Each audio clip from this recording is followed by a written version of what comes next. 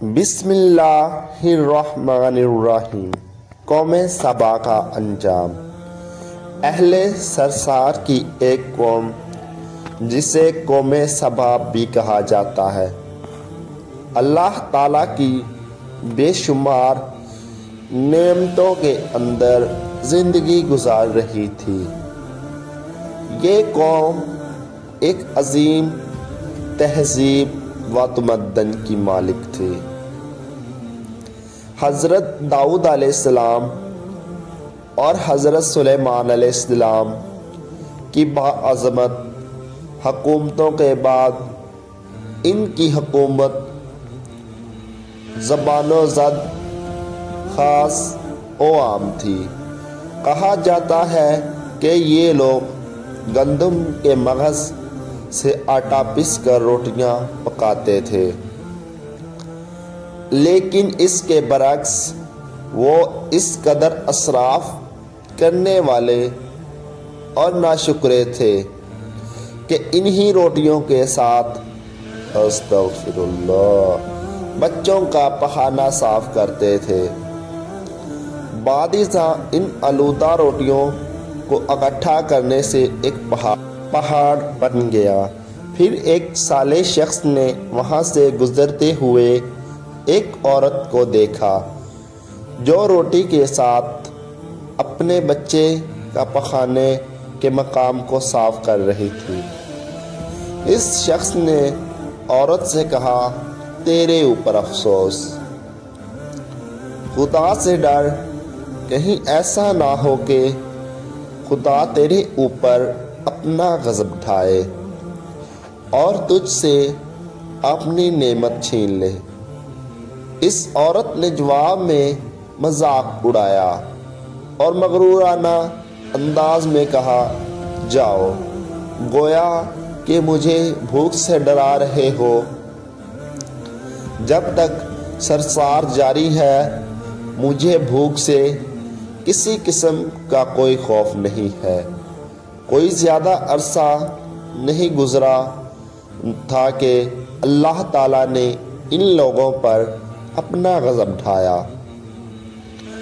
پانی جو کہ زندگی کی بنیاد ہے ان لوگوں سے چھین لیا، یہاں تک کہ قحط نازل ہوا۔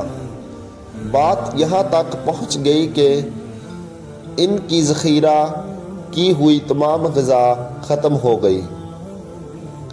آخر کار وہ مجبور ہو گئے کہ انہیں آلودہ روٹیوں پر ٹوٹ پڑے جو ان لوگوں نے اکٹھی کر کے پہاڑ کی مانند ڈھیر لگایا ہوا تھا، بلکہ وہاں سے روٹی لینے کے لیے صف لگتی تاکہ ہر کوئی وہاں سے اپنے حصے کی روٹی لے سکے۔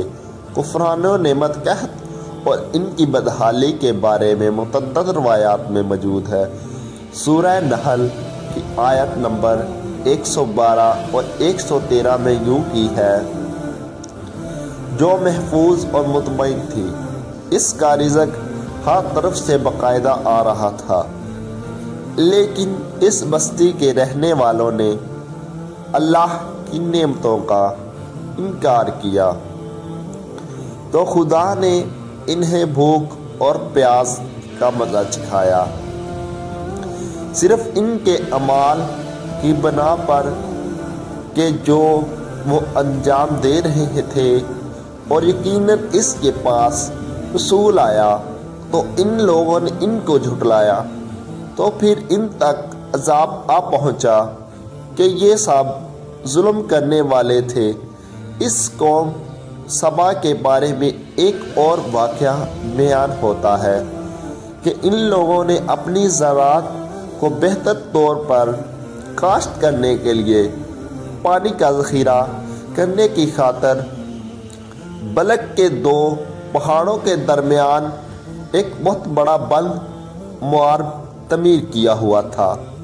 سوراخ اور دوسرے پہاڑوں سے گزرا ہوا پانی اس بند میں آ کر وافر مقدار میں جمع ہو جاتا تھا۔ قوم سبا نے اس پانی سے صحیح طور پر استفادہ کرتے ہوئے وسیع و عریض اور بہت سے خوبصورت باغات لگائے اور کھیتی باڑی کو رونق بخشی۔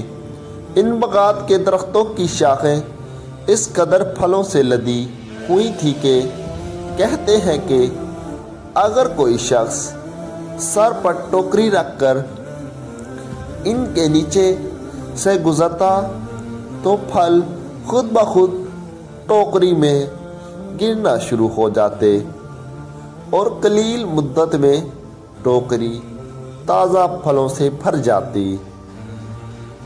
لیکن نعمتوں کی کثرت نے انہیں شکر کرنے کے بجائے سرمست اور غافل کر دیا، یہاں تک کہ ان کے درمیان بہت بڑا طبقاتی نظام وجود میں آ چکا تھا۔ ان میں سے صاحب اقتدار لوگوں نے کمزوروں اور ضعیفوں کا خون چوسنا شروع کر رکھا تھا، یہاں تک کہ ان لوگوں نے خدا سے ایک احمقانہ التماس کیا جس کا ذکر سورہ سبا کی آیت نمبر 29 میں ملتا ہے۔ انہوں نے کہا، خدایا ہمارے سفروں کو درمیان فاصلہ زیادہ کر دے۔ انہوں نے اللہ تعالیٰ سے یہ التماس اس لیے کیا تاکہ غریبوں، بے نواح لوگوں، عمرہ اور ثروت مند ان کے ہمراہ سفر نہ کرے۔ ان کی خواہش یہ تھی کہ آبادیوں کے درمیان خشکی ہو اور فاصلہ بہت زیادہ ہو تاکہ انہی تحت دست اور کم آمدنی والے لوگوں کی طرح سفر نہ کر سکیں۔ دوستو ویڈیو اچھی لگی ہو ویڈیو کو لائک کر کے چینل کو سبسکرائب کر کے گھنٹی کے نشان کو دبا دیجیے تاکہ آنے والی ہماری ہر ویڈیو جلدی سے آپ تک پہنچ سکے۔ اللہ حافظ۔